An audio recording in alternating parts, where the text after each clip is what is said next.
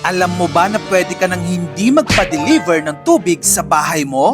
Nako, nung nalaman ko na hindi pala safe uminom ng tap water dito sa Metro Manila, napabili talaga ako nito.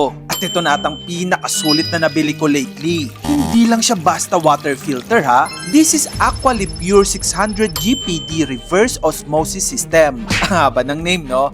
Pero ang pinaka nagustuhan ko dito, goodbye na sa pagbubuhat ng mabibigat na container. At hello sa unlimited clean drinking water. Ano nangyari yun? Simple lang, kaya mag-produce nito ng up to 600 gallons of purified water per day. Ang maganda pa dito, 5-stage filtration system siya. Meaning, tinatanggal niya ang sediments, chlorine, bad odor, at harmful impurities. Yung mga ordinary filters, hindi kaya yung ganong level ng filtration. Pero ito, kayang-kaya. So mas malinis, mas safe, plus 2 years pa bago palitan ng filters. Ang tanong, magkano? 36,000 pesos lang. Kaya napabili na ako kasi dating 45k yan. Pero meron silang 20% off ngayon. Kaya kung ako sa'yo, i-grab mo na to.